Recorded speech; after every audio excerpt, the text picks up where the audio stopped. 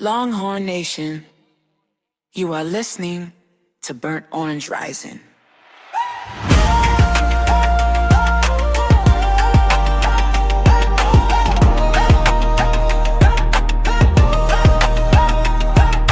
The pride and winning tradition of the University of Texas will not be entrusted to the weak or the timid. Hey North, you ready? Let's get it.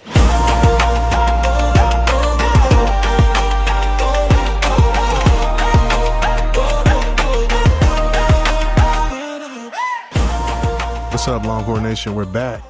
We had a little hiatus, but we're back in black. The spring sports for the University of Texas in full swing right now. We got Texas softball in action, Texas women basketball getting ready to head into the SEC tournament, and Texas baseball is in full swing as well. So there's a lot going on the 40 acres right now. There's a lot to cover, so let's get to it. Okay, so first I want to talk about basketball, but before I get to the Texas women's team, I want to give a little love and credit to the Texas men's team. A few episodes back, I kind of went in on them. And I didn't know what to expect from them this season to finish out the season. And they've surprised me. This team might just get a good seed for the tournament if they continue to win. I like how they pull together, and I like the fight that I've seen them show. They've overcome adversity, so I'm proud of the Texas men's basketball team. And this is what I needed to see from them. I needed to see that fight. I needed to see them grind. And they've been grinding. Let's hope that they can continue to keep fighting and continue to keep winning. Because I know the Texas men's basketball team gets overshadowed because of how great the Texas women's basketball team does. So I got to show them some love. I got to give them some credit.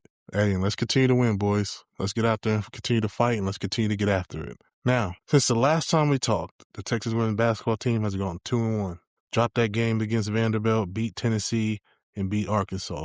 But I want to start with the Vanderbilt game. What I saw out there, I saw a fatigued team, and I saw them let two guards tear them up, and that was Michaela Blakes and their little freshman point guard that Vanderbilt had. Texas had no answer for them. Vic's teams are defensive-oriented. A brick wall couldn't stop Michaela Blakes. She could do whatever she wanted. I got tired of watching her just speed through the paint and make a layup with no defense whatsoever. They just let her do whatever she wants. And there's no way that a freshman point guard should be playing like that against this team. She looked like Magic Johnson out there, and it was terrible. Texas got embarrassed against Vanderbilt. I'm not even afraid to say it.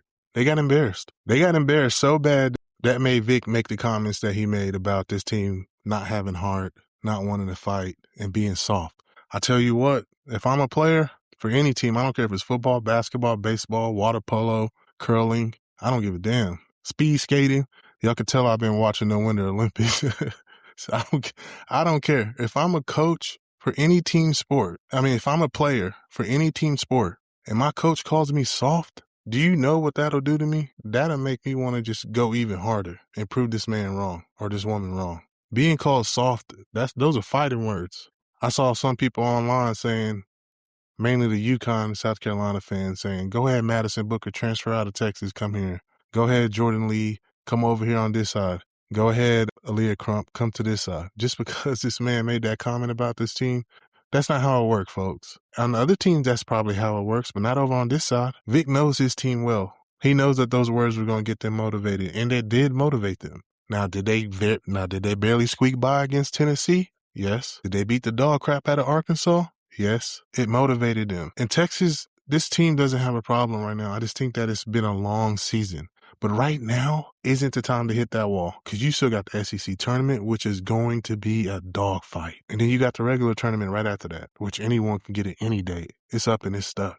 In order for Texas to either win the SEC tournament or to make it to the Final Four, I need to see more from the Caramel Delights. And if y'all don't know who the Caramel Delights are, let me break them down to you. That's Jordan Lee, that's Taya Sidbury, that's Justice Carlton, that's Brea Cunningham, and that's Aaliyah Crump.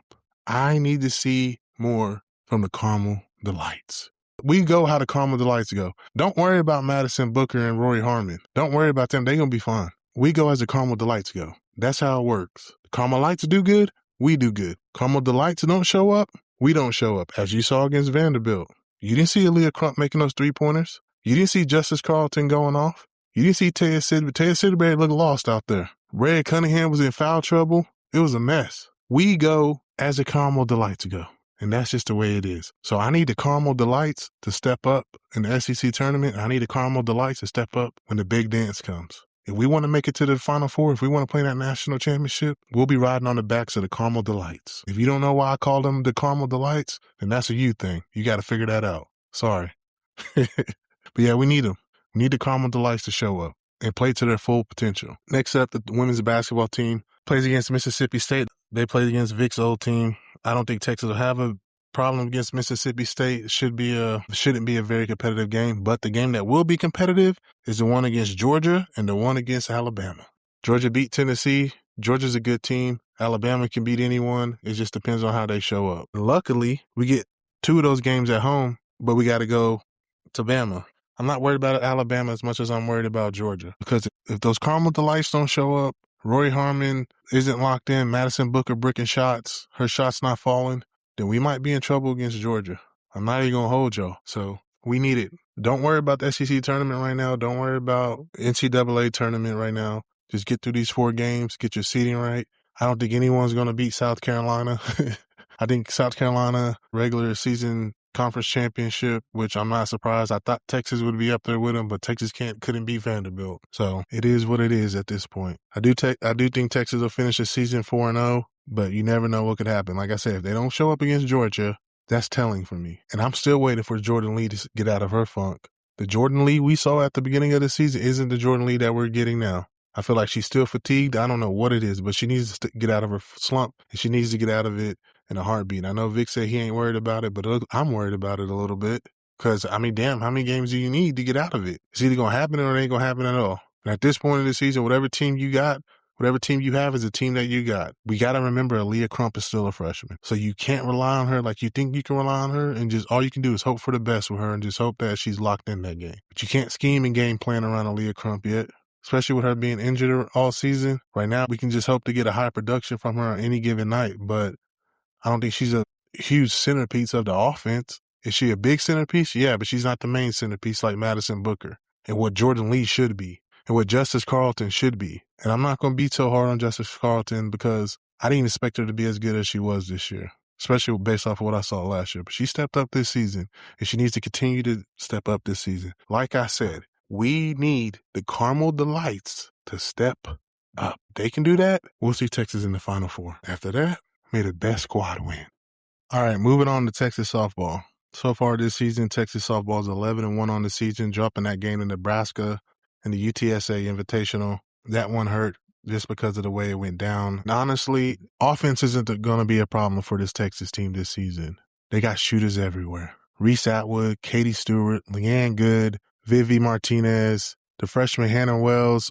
All she does is hit home runs when she does hit the ball. Matea Lawson, Alyssa Sneed can hit. Kaya Altamire can hit. Everyone can hit. Ashley Maloney can hit. Kaden Henry can hit. I'm telling you, they got shotters everywhere, man. Like offensively, this may be one of the top offensive teams in the country when it's all said and done. Defense is the problem. Now, if you would have told me at the beginning of the season that Cambria Salmon would be our most consistent pitcher, I probably would not have believed you. But that's where we're at. As a matter of fact, Cam Salmon been more consistent than Tegan Kavan. Now, that's a problem. That is a major problem. And the reason why I say that is because we need Tegan to be going off the rip. Tegan's too experienced. Tegan's too talented. Also, Satali Gutierrez, we need her to be consistent as well. Don't get me wrong. I'm glad that Cam's where she's at right now, as she should be. But no one had it on their bingo card that she's going to be our most consistent pitcher thus far. We giving up 10 runs. We giving up 8 runs. We giving up 9 runs. We giving up too many runs to these teams that we shouldn't be giving runs to. Now, with Nebraska, that's different because Nebraska got shooters everywhere too. They got hitters everywhere too.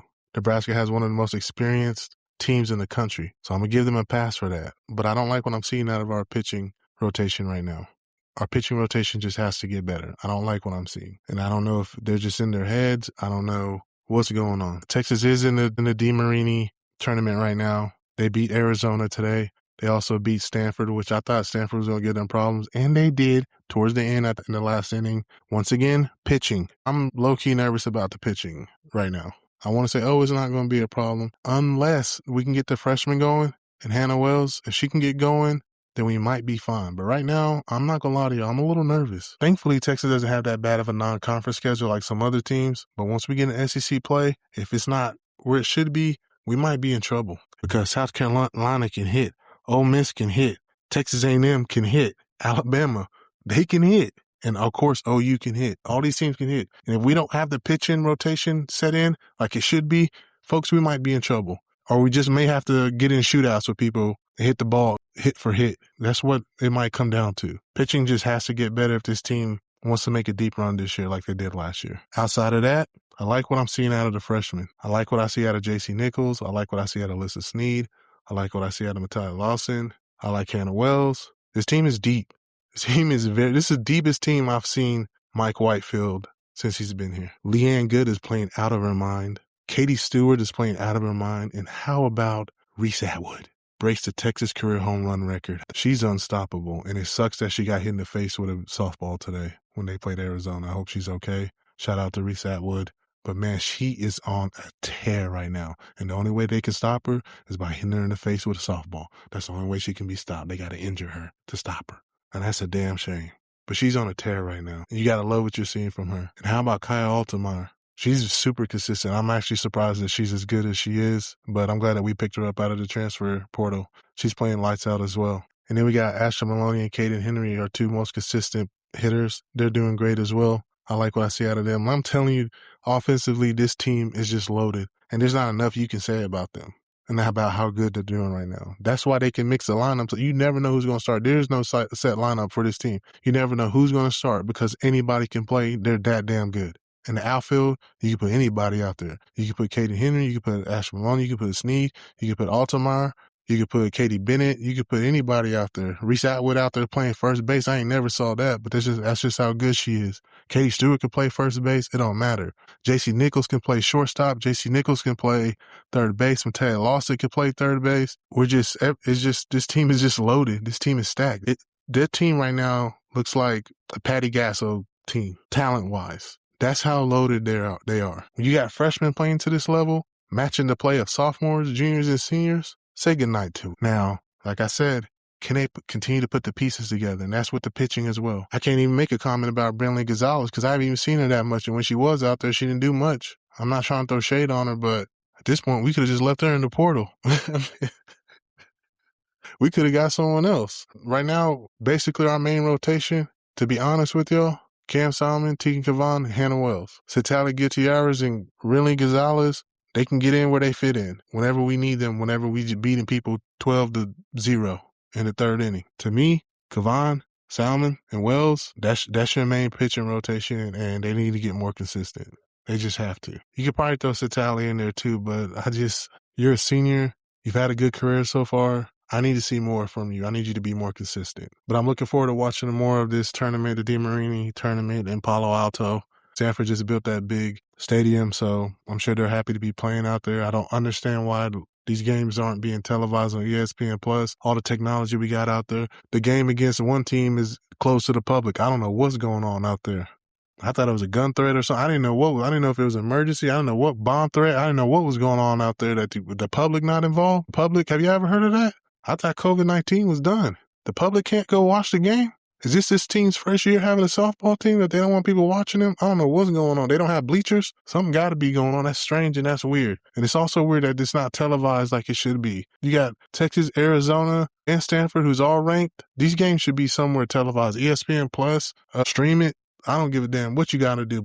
These games should be watchable for us. I don't like that they aren't. I hope in the next few games that we'll see the pitching staff be more consistent. Cam started the game and then Tegan came in and pitching was consistent until the seventh inning. Then things got a little out of control, which is to be expected. Defensively, we're just too damn good to have this many points scored on us this early in the season. I like what I saw in the Bevo Classic last week. Still don't like how many points that we gave up, but I like what I saw out of the offense and the team as a whole, which showed progression. But I still feel like we still need to get the pitching on point. I like what I saw last week in the Bevo Classic. I thought it was good competition. It was good to see these young women back at home. It was good to see Reese get the record. A couple of those games were sold out. There was a lot of people there. So I'm looking forward to the rest of the season, and I'm looking forward to seeing this team develop and grow as one. You could tell when you look at this team that they really like each other. And that's one thing about Mike White's teams is they like playing with each other. Now, there were a couple incidents whenever he first came that make some of our big players want to transfer out, but I ain't going to mention any names. I ain't going to talk about it. But we're over that. We're through that. And you can see the family environment that these young women like playing with each other. And I love to see that. I want to hear more chants out of the dugout. I don't think I've heard that many this year yet. So they need to get more creative with it. Switch it up, get more creative, get new tracks, do whatever y'all got to do. Let's get those chants going too. After watching some of the games as the season starts, Florida's going to be good. Tennessee's going to be good. Tech's going to be good. Obviously, Oklahoma. I don't know about Oklahoma yet. I think when Oklahoma comes against stiffer competition, they might fold. I just don't know how good this team, that Oklahoma team is in Norman yet. The jury's still out on them. Not saying that they're not good, but how good are they? We're used to seeing Oklahoma be dominant. So I don't know if they're dominant yet. The time will tell. Texas A&M, it will be all right. Alabama's going to be good. Georgia look like they're going to have a good team. So, yeah, there's a lot of good teams. Nebraska's good, obviously. So, yeah, it's going to be a good season. Texas is going to have, they're going to have their hands full going into SEC play. There's a lot of great teams playing great ball right now. Tennessee's going to be a problem. Man, I didn't expect Tennessee to just get off to a hot start like this. Tennessee's going to be a real problem for Texas. And the whole SEC, the whole damn nation, they're good.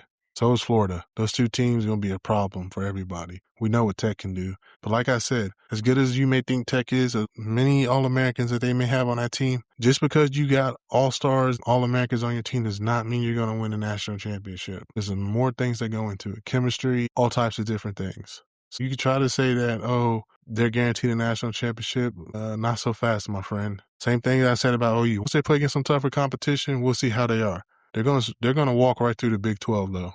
I don't know if there's one Big 12 team that can beat them, besides Oklahoma State probably and Baylor. Other than that, I wouldn't be surprised if Tech goes undefeated in the Big 12. There's just no competition.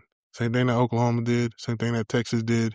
They're just going to walk through the Big 12. There's no competition. I'm looking forward to watching the rest of the season unfold. Hopefully Texas can get their mistakes out the way and start playing complementary ball offensively and defensively. And if they can do that, I don't know if there can be a team that can beat them outside of Tech and Oklahoma and Tennessee.